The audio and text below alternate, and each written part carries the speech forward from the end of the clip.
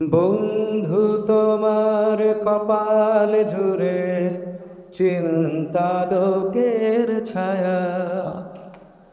বন্ধু তোমার কপাল জুড়ে চিন্তা লোকের ছায়া।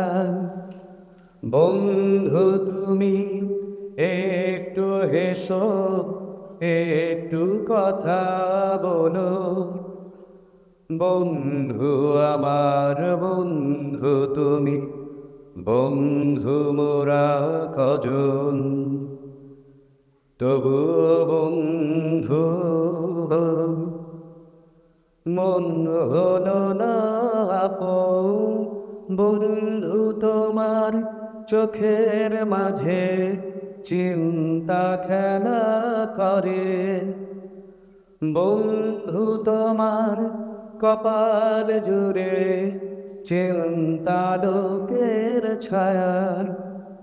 বন্ধু তোমার নাকের ভাঁজে চিন্তা নামের কায়া।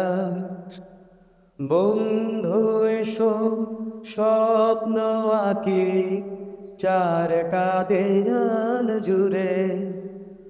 বন্ধু এসো আকাশ দেখি পুরোটা চোখ খুলে।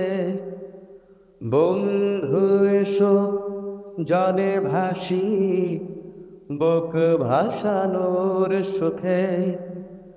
বন্ধু আমার বন্ধু তুমি, বন্ধু মোরা কজন, তবু বন্ধু ভাসি না কো, আঁকি না কো স্বপন। একটা চরিত্র হয়ে ওঠা তো অভিনেতার ধর্ম। সে বিভিন্ন সময় বিভিন্ন চরিত্র করবে। সো আমার কাছে যখন শেখরে যুক্ত হবার কথাটা আসলো, আমি একটু ছোট্ট করে বলি, এখানে অল মিডিয়া আছেন।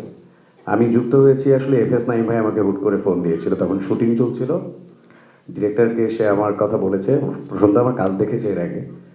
সো ক্যারেক্টার কথা যখন শুনলাম, আমি নাইম ভাইকে বললাম যে স্ক্রিপ্টটা কী অবস্থা, প্রথমে তো আমরা একটা স্ক্রিপ্ট চাই।